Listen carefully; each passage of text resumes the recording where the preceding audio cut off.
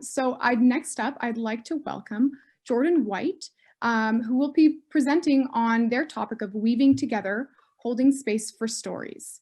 So Jordan, if you'd like to start up, you're welcome to go ahead. Yep. Perfect. Hi, I'm Jordan White. The message for today's presentation is more meaningful coming from community, so I'll leave it to these individuals here.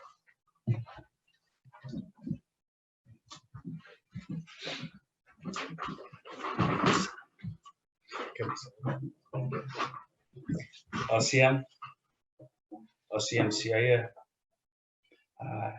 H Swale, Clywell, Tequil Till Squeak, Cat the Ale Equala, Talitzo Foss Alis, Hum Squelwell Equala, Snowayat Landum Quatis. Acewell, just to translate a little bit from what Kelsey, my dad here said. This is Kelsey Charlie, and my name is Keegan Charlie, and we both come from Sta'alis, British Columbia. And what he said was Hum Swelwell Equala, which is to translate into being strong and proud of who you are and where you come from and what you belong to. As Indigenous, I feel very privileged to be here to speak on behalf of Indigenous peoples and Sta'alis, to talk about the multi-generational grief and trauma that we all endured due to the residential schools.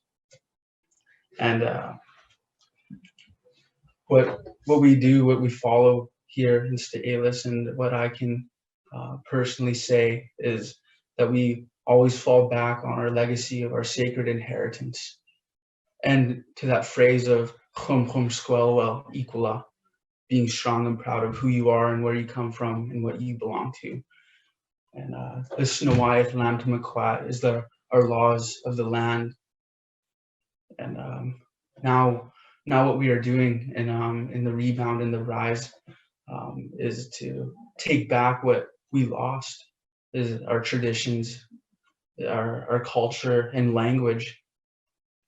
We take back. For myself, my father, who was even went to school and was has been ingrained into all of us to be ashamed of who we are and what we belong to, and resulting from the traumas and grief, we've fallen back in the past to the substance use. But now I can say for myself here in 2020 and being born in 1999 that I've been always taught that phrase Hum Squelwell, to be proud of who I am, where I belong to, and and reaching and learning my language and learning our songs and our cultures, and that is a big that's a big factor in my life and how I go about in my life, and what our Indigenous communities are trying to abide by. So I like to say Lahai, and I would like to sing a quick song.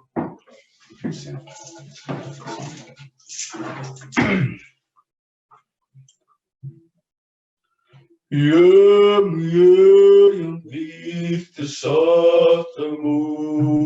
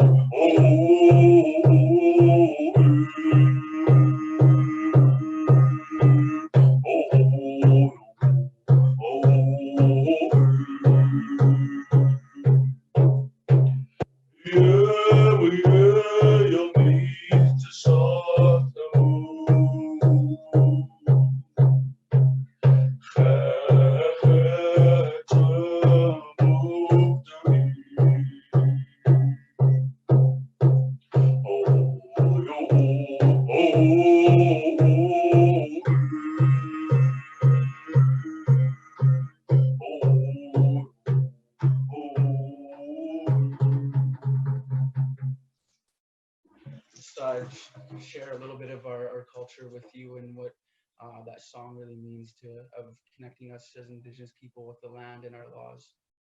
Lahai, thank you. Thank you so much for that presentation. I really enjoyed that and it was beautiful. So again, to the audience, please submit any questions to Slido. And for the time being, I have one, so I'm just curious. As you were going along especially in your childhood, learning about your culture and, activities just like this one, like singing and song, was that one of your favorite ways to express your heritage and your pride for your community? And how did you feel when you were like going about, learning about all this stuff in your life? I would say growing up, I definitely went through all the stages and obviously still feeling the effects of the intergenerational trauma. And always, at times I would feel a bit ashamed or backwards about my culture. But as I grew up and I grew to understand what it really meant and everything behind that, and even just for my dad here beside me and what all my people who have endured due to the residential schools and all the intergenerational trauma and how it connects up, I really started to take a lot more pride and value my culture a lot more. So yeah, I would say it was singing and dancing.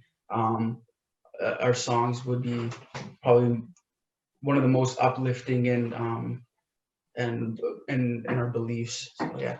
So what I also shared with him was I always said that this is the legacy of your sacred inheritance, and you have a right and it's free. You have that freedom to carry on with that. My generation, my especially my parents' generation, who were impacted by all of that, they weren't allowed to share that. But today it's allowed, and it's we're able to do that. There's no law that imposes upon us to not carry on with that.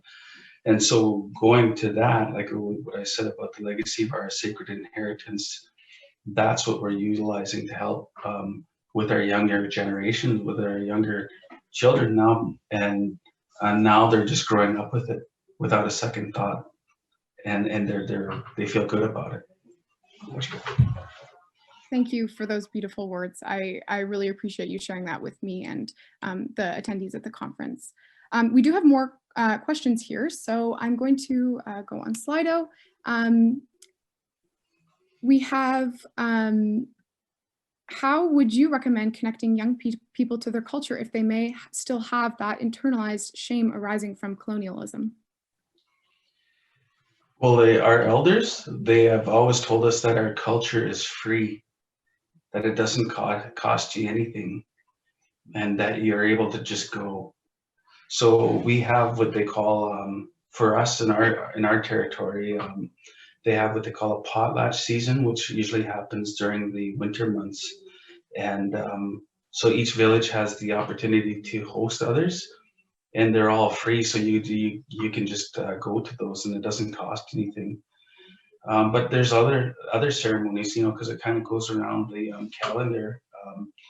We have like in the springtime, we have war canoe racing, where villages go together and they compete for their village on a canoe race. But it's a big cultural gathering. But there's so many more things now that is out there that people can grab onto and get that feeling of that they belong. Because for so long people were just walking around and they almost felt like that they didn't belong. And now you can go to those places, and we call that feeding your spirit. That is actual soul food. It's feeding your spirit and your soul, and that's what a lot of the youth are going to now. They're embracing that. They're not feeling backwards about going there. They're not feeling ashamed about going there. They're not feeling that they need to hide away from that. They actually embrace it and they actually go there. So it's really enlightening to see. Amazing. Thank you so much. And it looks like that was a really popular question on Slido. So perhaps I'd like to just remind all the participants and people listening that even if your question wasn't answered or answered in the depth that you wish, you can always return to the Slido page in about a week's time, and we will try to get a lot of the unanswered questions answered and or emailed out to the participants. So that is all for right now, but thank you so much for sharing with us today. Thanks, Scott.